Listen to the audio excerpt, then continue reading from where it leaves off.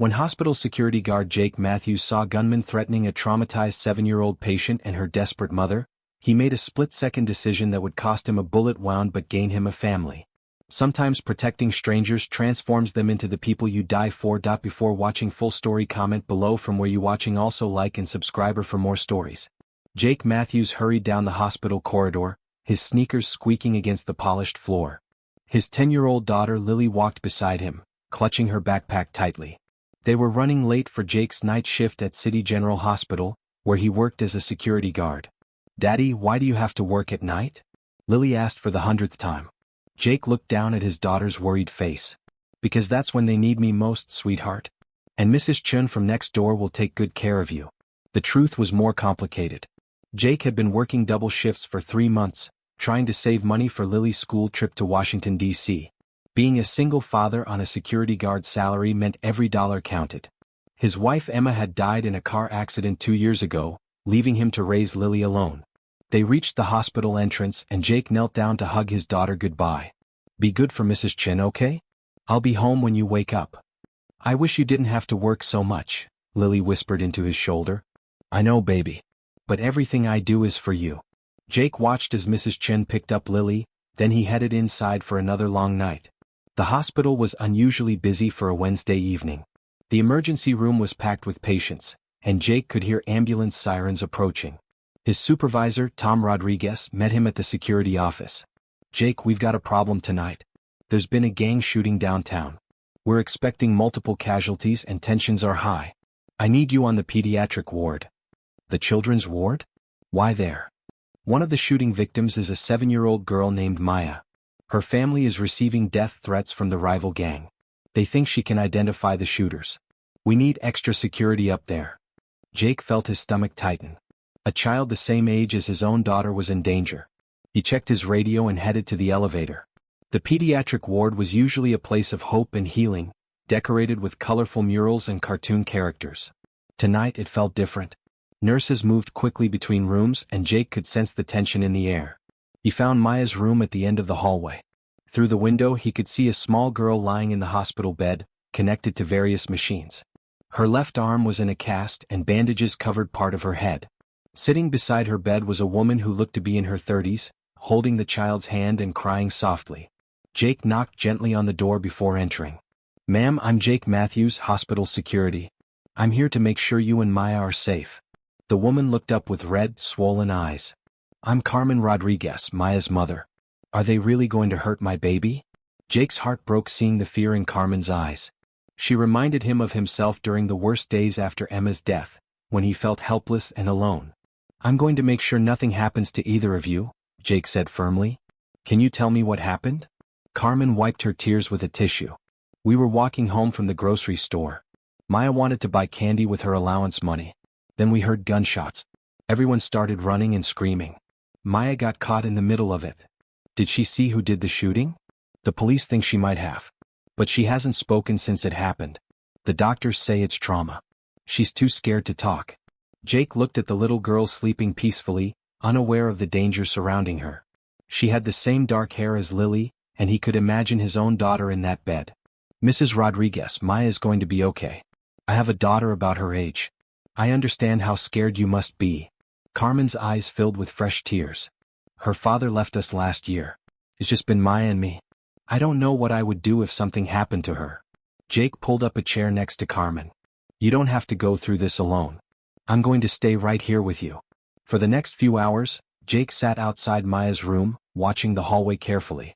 Carmen told him about Maya's love for drawing and her dream of becoming an artist. She showed him pictures on her phone of Maya's colorful artwork covering their refrigerator at home. "She draws pictures of families," Carmen said sadly. "Always a mommy, daddy, and little girl. She misses having a complete family." Jake understood that feeling. Lily often drew pictures of him, her, and a woman she called Mommy in Heaven. Children's drawings always told the truth about their hearts. Around midnight, Jake heard voices at the nurse's station. 2 men in dark clothing were talking to the night nurse, asking about room numbers. Something about their behavior made Jake alert. He quietly radioed for backup and positioned himself closer to Maya's room. The men started walking down the hallway, checking room numbers. When they reached Maya's room, Jake stepped out to intercept them. "Excuse me, visiting hours are over. You'll need to come back tomorrow." The taller man looked at Jake with cold eyes. "We're here to see our niece. Family emergency." Jake knew they were lying. "I'll need to see some identification and check with the family." "We don't need permission to see our own family," the second man said, his hand moving toward his jacket. Jake's training kicked in. He recognized the signs of someone reaching for a weapon. In that split second he had a choice. He could call for backup and wait, or he could protect the innocent people behind him. He thought about Lily sleeping safely at Mrs. Chen's house. He thought about Maya, a little girl who couldn't even speak because of trauma. He thought about Carmen, a single mother trying to protect her child just like he protected his. "Sir, I'm going to have to ask you to leave the premises immediately." The man pulled out a gun, pointing it directly at Jake. "Get out of our way, security guard. This doesn't concern you." "Actually, it does concern me. That little girl in there is under my protection." Time seemed to slow down as Jake saw the man's finger move toward the trigger. Without thinking, Jake launched himself forward, trying to knock the gun away. The sound of the gunshot echoed through the hallway like thunder. Jake felt the bullet hit his shoulder, spinning him around and sending him crashing to the floor. Pain shot through his body, but his first thought was whether Maya and Carmen were safe. The two men ran when they heard security guards and police officers rushing toward them. Jake tried to sit up but felt dizzy from blood loss. Through the open door of Maya's room, he could see Carmen holding her daughter protectively. "Maya. Maya, are you okay?" Jake called out, his voice weak. For the first time since the shooting, Maya spoke. "The nice man is hurt. Mommy, the nice man is hurt." Paramedics arrived and began working on Jake's shoulder wound.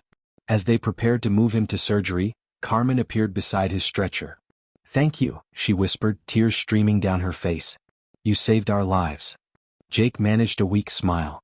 "Just doing my job." "No," Carmen said firmly. "You did much more than your job. You risked your life for strangers." As they wheeled Jake toward the operating room, he heard Maya's small voice calling out, "Get better, nice man. Get better."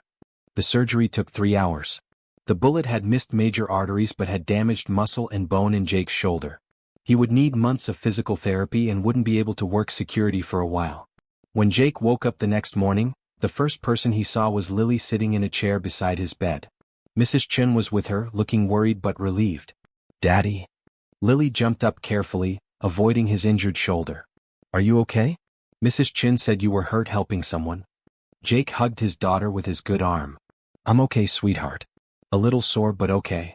"The nice lady and her daughter came to see you this morning," Mrs. Chen said. "They've been waiting in the hallway for you to wake up." Carmen and Maya appeared in the doorway. Maya was in a wheelchair, but she was awake and alert. She had drawn a picture with her good hand. It showed a man in a security uniform with a cape, standing in front of a hospital bed. "This is you," Maya said shyly, holding up the drawing. "You're a superhero." Jake felt tears in his eyes. "Thank you, Maya. That's the most beautiful picture anyone has ever given me." Carmen approached his bed, holding Maya's other drawing. She drew this one too. The second picture showed 4 people holding hands, a man, 2 women, and 2 little girls. At the top, Maya had written "My new family" in crayon. "What does this mean?" Jake asked softly. Carmen's voice was emotional as she explained. "When Maya started talking again this morning, she said something that surprised me. She said you felt like family. She said you protected us like a daddy protects his family." Maya nodded enthusiastically. "You saved us like my daddy should have. Can you be my daddy too?" The innocent question hit Jake like a lightning bolt. This little girl who had been through so much trauma was asking him to be her father figure. Carmen continued, "Jake, I know this sounds crazy. We've only known each other for one night. But what you did, the way you put our lives before your own, I've never seen anything like it." Jake looked at Lily, who was studying Maya's drawings with interest. "What do you think, Lily? Would you like to have a sister?" Lily's face lit up. "Really? Can Maya be my sister?"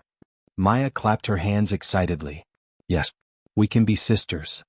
Over the next few weeks, while Jake recovered from his surgery, Carmen and Maya visited every day. Carmen worked as a nurse at another hospital, and she helped Jake with his physical therapy exercises. Maya and Lily became inseparable, drawing pictures together and sharing stories. Jake learned that Carmen had been struggling financially since Maya's father left. She was working extra shifts to pay for Maya's medical bills from the shooting. Without discussing it with Carmen, Jake used his workers' compensation money to help pay for Maya's treatment. When Carmen found out, she was overwhelmed. "Jake, you can't keep sacrificing for us. You have your own daughter to take care of." "Carmen, family takes care of family," Jake said simply. The word family hung in the air between them. Neither of them had said it officially, but it was becoming clear that something special was happening. 1 month after the shooting, Jake was cleared to return to light duty at the hospital. His first day back, he found Maya's drawings taped to his security office wall. His co-workers had collected them during his recovery, along with dozens of thank you cards from other patients and families who had heard about what happened. "You're famous around here," Tom Rodriguez told him. "The hospital board wants to give you a commendation for bravery." "I was just doing my job," Jake said, uncomfortable with the attention. "No, you weren't. Your job was to call for backup and wait. Your job wasn't to take a bullet for strangers."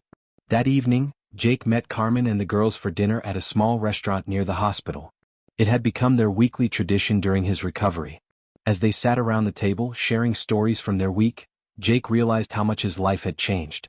2 months ago, it had been just him and Lily, struggling to make ends meet and missing the family they used to have. Now they had Carmen and Maya, and suddenly life felt full again. "Jake," Carmen said as they walked to their cars after dinner, "can I ask you something?" "Of course." "Why did you do it? Why did you risk your life for us?" Jake thought about the question he had been asking himself. "When I saw those men threatening Maya, I thought about Lily. I thought about what I would want someone to do if she was in danger.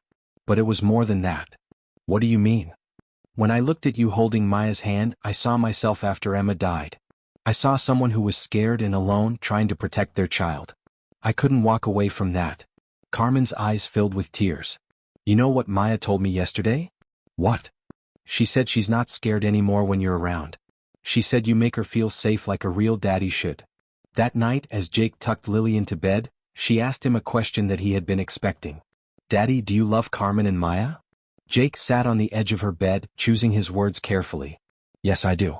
"How do you feel about that?" "I love them too. They make our family bigger and happier." "Are you okay with them being part of our family?" Lily nodded seriously. "Maya needs a daddy and Carmen needs someone to take care of her. You're good at taking care of people." 6 months after the shooting, Jake and Carmen decided to move in together. They found a small house with enough bedrooms for both girls and a backyard where Maya could continue her physical therapy exercises.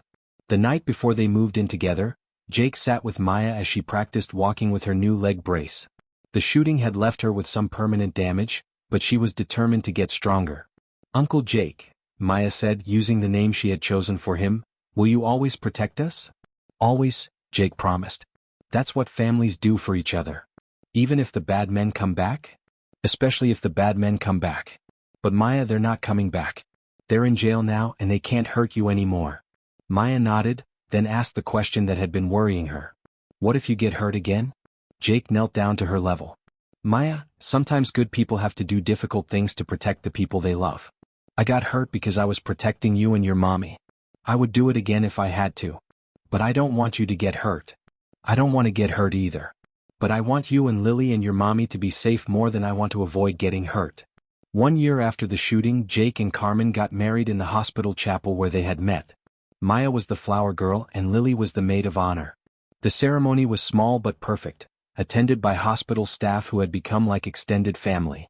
During his wedding speech, Jake talked about the night that changed everything. "A year ago, I was just a security guard doing his job. I thought my job was to watch hallways and check doors. I had no idea that my real job was waiting for me in room 314. He looked at Maya, who was sitting in the front row beaming with pride. "Maya taught me that family isn't just about blood. It's about showing up when someone needs you, even when it's scary or dangerous." Jake's voice got emotional as he continued. "Carmen taught me that love can grow from the most unexpected places. When you see someone fighting to protect their child and you decide to join that fight, something beautiful can happen." Carmen wiped away tears as she listened. She remembered the terror of that night, but also the incredible relief of seeing Jake step in front of them. "Jake took a bullet for strangers," she said during her own speech. "But we weren't really strangers. We were family from the moment he decided we were worth protecting." Maya raised her hand to speak, something she had practiced for weeks. "Uncle Jake saved us and then he loved us. That's what daddies do." The wedding guests laughed and applauded as Maya took a bow. 2 years after the shooting, Jake was promoted to head of hospital security. His experience that night had taught him valuable lessons about crisis management and protecting vulnerable patients. He developed new protocols for handling security threats in hospitals throughout the city. Maya's physical therapy had been successful, and she no longer needed her leg brace. She had started taking art classes and had won several local contests for her drawings. Her favorite subjects were still families, but now her drawings showed complete, happy families. Lily had embraced her role as big sister with enthusiasm. She helped Maya with homework, taught her how to ride a bicycle, and included her in all her activities with friends. The bond between the girls had grown stronger than many biological siblings. Carmen had been promoted to supervisor at her hospital. She used her experience as a single mother to help other families navigate medical crises. She often told other parents about Jake's bravery and how one moment of courage had saved their family. On the second anniversary of the shooting, the family visited the pediatric ward where it all began. The hospital had installed a plaque commemorating Jake's bravery, but he was more interested in visiting current patients. They stopped by the room where Maya had recovered. A new patient was there now, a young boy who had been injured in a playground accident. His mother sat beside his bed looking tired and worried. "Hi," Carmen said gently. "I'm Carmen and this is my family. My daughter Maya was a patient in this room 2 years ago." The mother looked up with exhausted eyes. "How is she now?" Maya stepped forward with a drawing she had made specifically for this visit. It showed a little boy in a hospital bed surrounded by family and medical staff. "I made this for your son. I wanted him to know that hospitals are places where people get better." The mother's eyes filled with tears. "Thank you. He's been so scared." Jake knelt down beside the boy's bed. "Hi there, I'm Jake. I work here at the hospital. We're going to take really good care of you." "Are you a doctor?" the boy asked. "I'm security. My job is to make sure everyone here stays safe." "Like a policeman?" "Something like that. And you know what? This hospital has the best doctors and nurses in the whole city. They're going to help you get better so you can go home and play again." As they left the hospital that evening, Maya asked Jake a question that showed how much she had grown. "Uncle Jake, do you think we should help other families like we were helped?" "What do you mean?" "I mean, maybe we could visit kids in the hospital and show them that everything will be okay." Jake's heart swelled with pride. Maya had taken her own traumatic experience and turned it into compassion for others. "I think that's a wonderful idea, Maya. What do you think, Lily?" "Yes. We could bring art supplies and help them draw pictures." Carmen smiled at her husband. "Looks like our family has a new mission." Over the next year, Jake and his family became regular volunteers at the pediatric ward. Maya and Lily organized art projects for young patients, while Jake and Carmen provided support for worried parents. They met families from all backgrounds and situations. Some were dealing with serious illnesses, others with injuries from accidents. Each family taught them something new about courage and resilience. One family particularly touched their hearts. A single father named David was trying to care for his 5-year-old son Alex, who had leukemia. David had lost his job because he needed to be at the hospital so much, and he was struggling to pay for treatment. Without hesitation, Jake organized a fundraiser among hospital staff. Carmen used her connections at other hospitals to spread the word. Maya and Lily created artwork to sell, donating all the proceeds to Alex's treatment fund. "Why are you doing this for us?" David asked when they presented him with the money they had raised. "Because someone did it for us when we needed it," Jake said simply. "That's how kindness works. It keeps moving from one family to another." 3 years after the shooting, Maya asked Jake if she could officially call him Dad instead of Uncle Jake. The request came during a quiet moment as they worked together in their garden. "I know you're not my biological father," Maya said carefully, "but you've been my real dad since that night in the hospital." Jake felt tears in his eyes. "Maya, I would be honored to be your dad. But you know I'll never try to replace your biological father, right?" "You're not replacing him," Maya said with wisdom beyond her years. "You're being the father I needed when I needed one." That evening, Jake and Carmen made the decision to legally adopt both girls. It was a formality that would make official what had been true in their hearts for years. The adoption ceremony took place on the 4th anniversary of the shooting. Both girls chose to hyphenate their last names, becoming Maya Rodriguez Matthews and Lily Matthews Rodriguez. During the ceremony, the judge asked Jake why he wanted to adopt Maya. "Your Honor, 4 years ago I took a bullet to protect this little girl and her mother. But the truth is they saved me more than I saved them. Maya taught me that family is something you choose to create and fight for every day." The judge asked Maya if she wanted Jake to be her legal father. Yes, Maya said confidently. He's already been my real dad for 4 years. Now it will just be official. 5 years after the shooting, Jake's story had inspired others throughout the city. The hospital created the Jake Matthews Family Protection Program, providing security training for staff and resources for families facing threats. Jake had been offered positions at larger hospitals with higher pay, but he chose to stay at City General. This is where our family began, he told Carmen. This is where we belong. Maya, now 12, had developed into a confident young artist. Her drawings had evolved from simple family pictures to complex scenes showing people helping each other. She planned to study art therapy in college so she could help other children process trauma through creativity. Lily, now 15, wanted to become a social worker specializing in family crisis intervention. She had seen firsthand how one person's courage could change multiple lives and wanted to create those opportunities for others. Carmen had been promoted again and now oversaw family services for 3 hospitals in the city.